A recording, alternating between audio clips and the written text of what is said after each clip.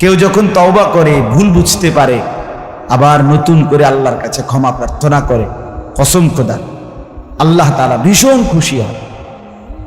হাদিসে আছে আল্লাহর কোনো বান্দা যখন তওবা করে, আল্লাহ তখন ফেরেশতাদেরকে বলে, আমার ফেরেশতারা 7 আসমান আর জান্নাত সাজিয়ে দাও।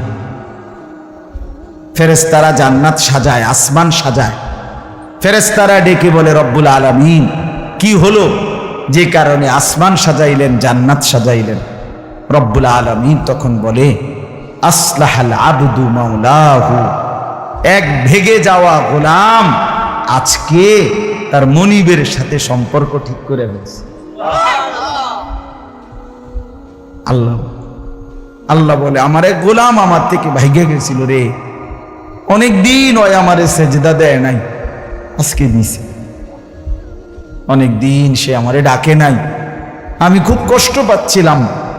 আমার বান্দা আমার হাতে গড়া, আমার দেওয়া নাক, চোখ, কান, আমার দেওয়া জবান, আমার দেওয়া জিহ্বা, আমার গড়া বান্দা আমারে ভুলে আমার থেকে ছুটে গেছে। আজ আমার সেই ভেগে যাওয়া বান্দা আমার কাছে ফিরে আসছে। লাল্লাহু আশাদ্দু ফারহান বিতাওবাতি আবদি, নবী সাল্লাল্লাহু আলাইহি সাল্লাম বলেন, আল্লাহ তাআলা ভীষণ খুশি হয় বান্দা যখন তওবা করে। এজন্য যুবক ফিরে আসো, নওজোয়ান ফিরে আসো, নিজের ক্ষতি করো না। আমি প্রত্যেক দিন বলি, ভাইয়া তুমি মরে গেলে হ্যাঁ পৃথিবীর কিচ্ছু আসবে, এই বন্ধুরা ধোকা ধোকা। একটা ফোলা ফাইন তুমি মরলে খানা বন্ধ করতো না, কসম খোদা।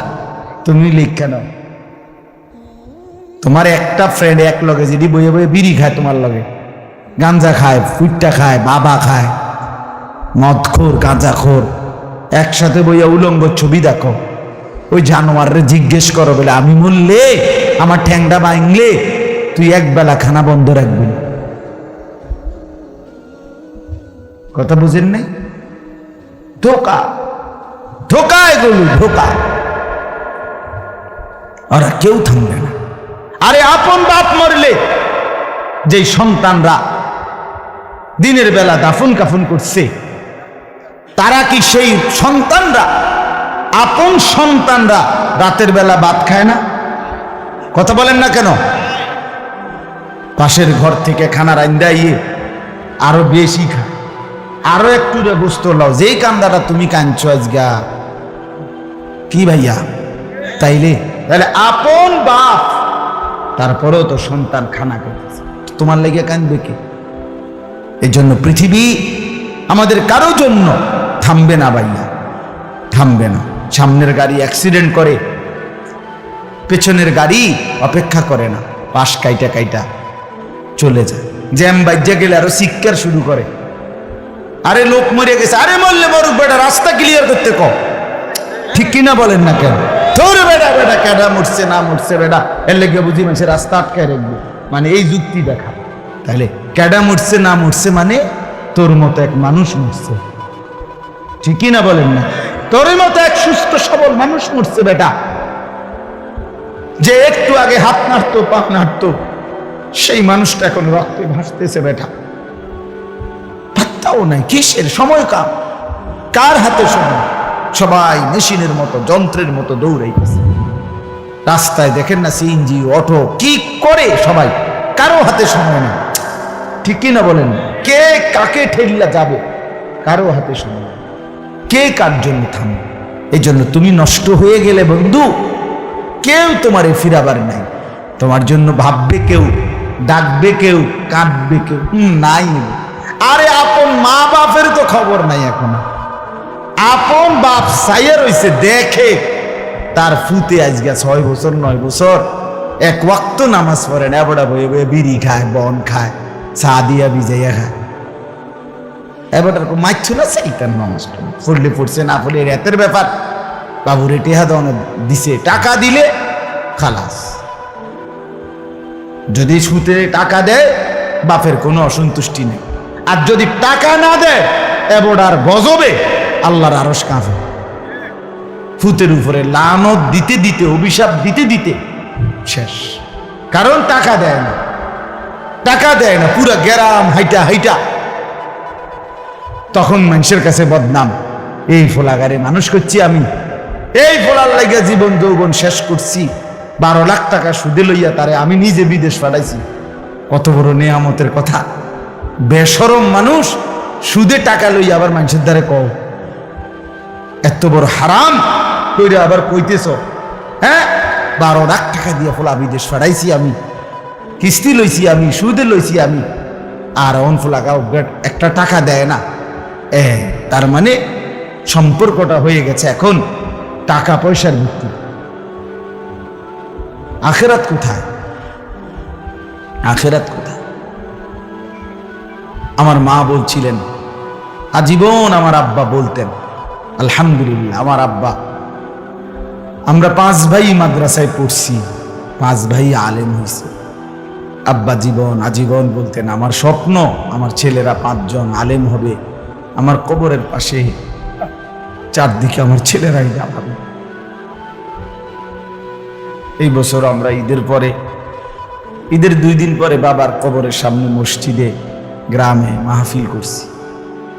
আমি বয়ান করছি, আমার বড় ভাই বয়ান করছে, আমার ছোট ভাই বয়ান করছে, আমার আব্বার, আমরা 5 ভাই 3 বোন, আমাদের ছেলে মেয়ে মিলে, আর আমার মা বাইচা আছে, আমরা মোট 45 জন।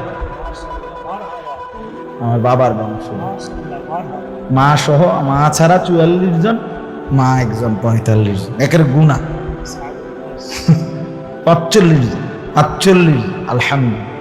একেবারে 45 জনের ছোট বাচ্চাটাও, একবারে 2.5 বছরের বাচ্চাটাও আলহামদুলিল্লাহ আল্লাহর নাম বলতে পারে।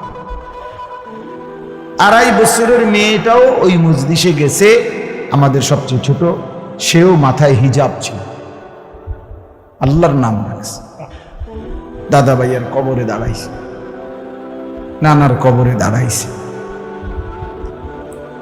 এই জন্য বললাম মা বাপদেরকে অনুরোধ করি, সন্তানের প্রতি কদর করে, সবাই মিলে ফিকির করে, দেখেন আয়াতের তর্জমাটা শুনেন, তাইলেই কথা শেষ। আল্লাহ তাআলা বলেন 25 নম্বর পারা কোরআনুল কারীমের 43 নম্বর সূরাটার, এই সূরার 7টা আয়াত, ব্যাখ্যা লাগবে না, শুধু তর্জমা শুনেন, তাইলেই বুঝবেন। আল্লাহ বলেন 74 নম্বর আয়াত থেকে পড়ছি, ইন্নাল মুজরিমিনা ফি আযাবি জাহান্নামা খালিদুন। আল্লাহ তাআলা বলে, নিশ্চয়ই পাপীরা জাহান্নামের আযাবে চিরস্থায়ী থাকবে।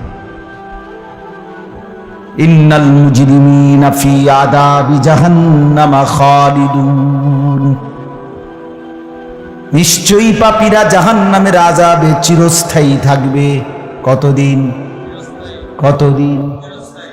এবার আল্লাহ আবার ব্যাখ্যা করে বলে, বান্দা বুঝেছো? লা ইউফাত্তারু আনহুম, 1 সেকেন্ডের জন্য বিরতি দেওয়া হবে না। জাহান্নামী চিৎকার করে বলবে, মাওলা আমারে মৃত্যু দিয়ে দেন। আল্লাহ বলবে না। জাহান্নামী বলবে, আল্লাহ একটু সময়ের বিরতি দেন, 10টা মিনিটের বিরতি দেন মাওলা। 24 ঘন্টার আগুন, আমারে 10টা মিনিট একটু আলগা থাকতে দেন, আমি যে আর পারছি না মাওলা, এতটা ভীষণ আযাব আমি যে আর সইতে পারছি না মাওলা, আর পারছি না। লা ইউফাত্তারু আনহুম, আল্লাহ বলে 1 সেকেন্ডের জন্য জাহান্নামের আযাব, আগুন বিরতি দেয়া হবে না। ফাতরা মানে কি নাই? বিরতি। আহুম ফীহি মুবলিসুন, এরপরে আল্লাহ বলেন জাহান্নামী এই দীর্ঘ 24 ঘন্টা অনন্তকাল আযাবের মধ্যে থাকবে। কেমনে থাকবে? মুবলিসুন, বিষণ্ণ হয়ে, উদাস মনে। কোনদিন চেহারায় 1 সেকেন্ডের জন্য হাসি ফুটবে না, কোনদিন আর সুখের নাগাল পাবে না। আজ তো বন্ধু রাত কেটে ভোর হয়, ভোর গিয়ে রাত হয়, অন্ধকার আলো হয়, আলো অন্ধকার হয়। যে হাসে সে কাঁদেও, যে কাঁদে আবার সে হাসেও, ঠিক না? কিন্তু রব্বুল আলামিন বলেন ওয়াহুম ফীহি মুবলিসুন। জাহান্নামীর মন, জাহান্নামীর চেহারা বিষণ্ণ, উদাস, সব সময় হাসিবিহীন থাকবে, কোন সেকেন্ড হাসতেই পারবে না। এবার আল্লাহ নিজে বলবেন, মলিন চেহারা দেখে জাহান্নামীকে, জাহান্নামীর চিৎকারে আল্লাহ নিজেই বলবেন ওমা যালামনাহুম, জাহান্নামী নাফরমান, আমি কিন্তু তোর উপরে মোটেই জুলুম